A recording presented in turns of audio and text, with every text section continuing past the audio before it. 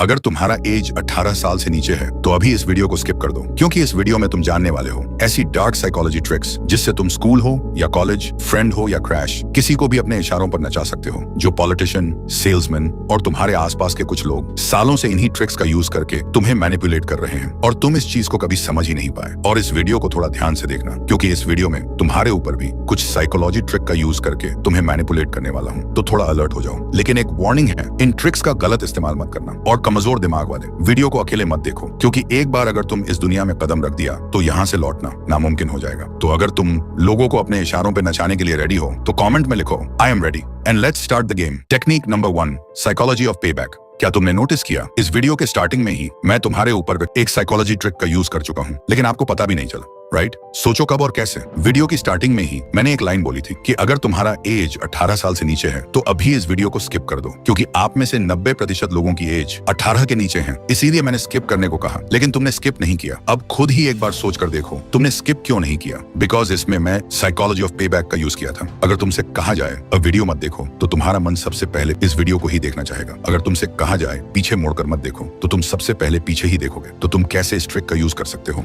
First, अगर किसी से कुछ करवाना हो तो सीधा मत बोलो, कैजुअली बोल दो तू शायद ये नहीं कर पाएगा, एंड उसका ईगो ट्रिगर होगा और वह प्रूव करने के चक्कर में वही करेगा जो तुम चाहते थे, जैसा तुमने किया इस वीडियो में। सेकंड, जो भी आप करवाना चाहते हो सामने वाले को उसका उल्टा करने को कहो। बोलो रहने दो, तुम्हें यह काम करना बोरिंग लगेगा, एंड वह आपको गलत साबित करने के लिए वह काम कर देगा। थर्ड, ऐसा दिखावा करो कि तुम्हें सामने वाले बंदे से कोई उम्मीद ही नहीं है। ऐसा करने से तुम्हारा उम्मीदों पर खड़ा होने के लिए वह अपना 100% दे देगा। Technique number 2, strength of stillness.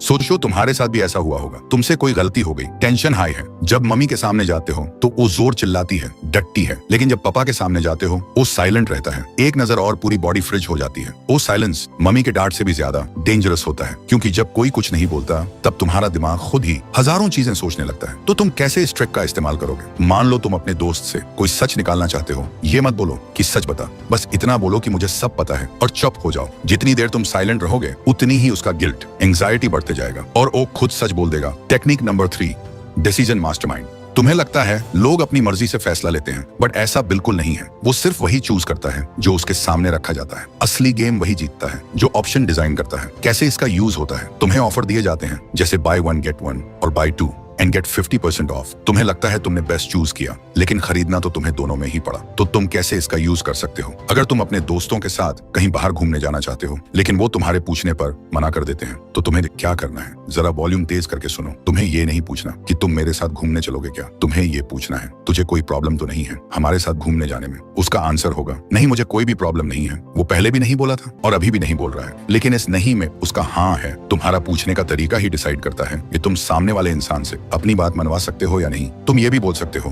भाई पिज्जा हट चले या डोमिनोज, तो गेम बदल जाएगा। उसके पास 2 ऑप्शन है, लेकिन दोनों का रिजल्ट एक ही है कि वो तुम्हारे साथ जा रहा है। उसको लगता है कि उसने डिसीजन लिया, लेकिन असली कंट्रोल तो तुम्हारे हाथ में था। Technique number 4, hijack mind.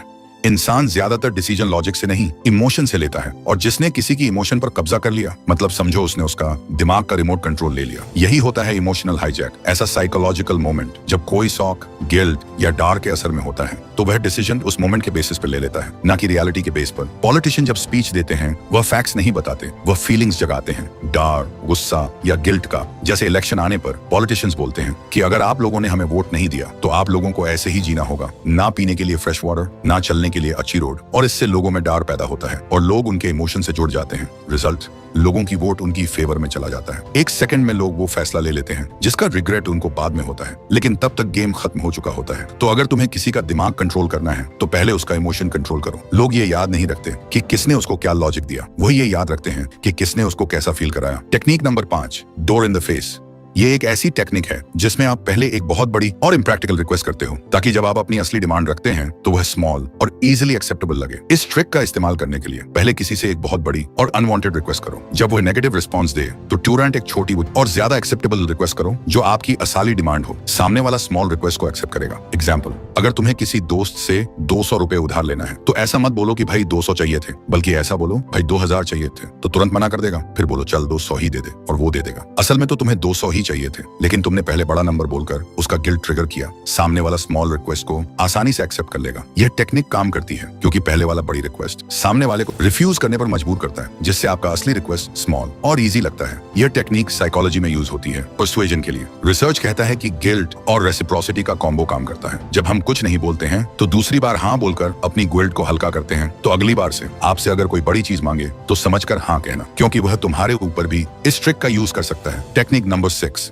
Emotional trap. Guilt एक ऐसा इमोशन है जो इंसान को कंट्रोल भी कर सकता है। लोग तब भी रिएक्ट नहीं करते जब उनको फोर्स किया जाता है, लेकिन जब उन्हें गिल्टी फील होता है तो वह खुद ही झुक जाते हैं। और कैसे वर्क करता है? सोचो तुम्हारी मम्मी तुम्हें कोई काम करने के लिए बुलाती है और तुम वो काम नहीं करते, तो मम्मी बोलती है जिस दिन मैं नहीं रहूंगा ना उस दिन तुम्हें पता चलेगा, और उससे तुम्हारा इमोशन हर्ट हो जाता है और तुम तुरंत वह काम करने लगती हो जो तुम्हारी मम्मी ने कहा था। इसे कहते हैं इमोशन ट्रैप। अब तुम कैसे इस ट्रिक का यूज करोगे? मान लो तुम्हारा कोई दोस्त तुमसे बार बार मिलने का प्रॉमिस करता है लेकिन हर बार अवॉइड करता है, तो अगर तुम जाकर डायरेक्ट बोलोगे कि तू कभी टाइम ही नहीं निकालता तो वह और भी दूरी बना लेगा। लेकिन अगर तुम बस इतना कह दो कि मैं समझ सकता हूँ, अगर मैं भी इंपॉर्टेंट होता तो शायद तू टाइम निकाल लेता, अब उसके अंदर गिल्ट जाग जाएगा और उसको लगेगा कि वह तुम्हारे इमोशन हर्ट किए। वह खुद तुमसे कनेक्ट करेगा, खुद ही एक्सप्लेन करेगा और खुद ही माफी मांगेगा। इसका असली मैजिक यही है, तुमने कुछ भी फोर्स नहीं किया, तुमने सिर्फ एक इमोशनल मिरर उसके सामने रखा और सामने वाला उस पर अपना यूएल्ट देखकर अपने आप बदलने लगता है। Technique number 7, scarcity effect. जब भी कोई चीज लिमिटेड लगती है तो तुम्हारा दिमाग लॉजिकल सोचना बंद कर देता है। फॉर एग्जाम्पल, ये ऑफर आज तक ही है या फिर ये सिर्फ 2 ही पीसेस बचे हैं, तुम बिना सोचे समझे तुरंत खरीद लेते हो, सिर्फ इस डर से कि यह चांस तुमसे मिस ना हो जाए। इंसान हमेशा वही चीज ज्यादा चाहता है जो उसे आसानी से नहीं मिलती। इसे ही स्कैर्सिटी इफेक्ट बोलते हैं। इसका असली इस्तेमाल होता है रिलेशनशिप में। अगर आप हमेशा अवेलेबल रहेंगे तो लोग आपकी कदर करना बंद कर देंगे। इसीलिए कभी कभी टेक्स्ट या कॉल का जवाब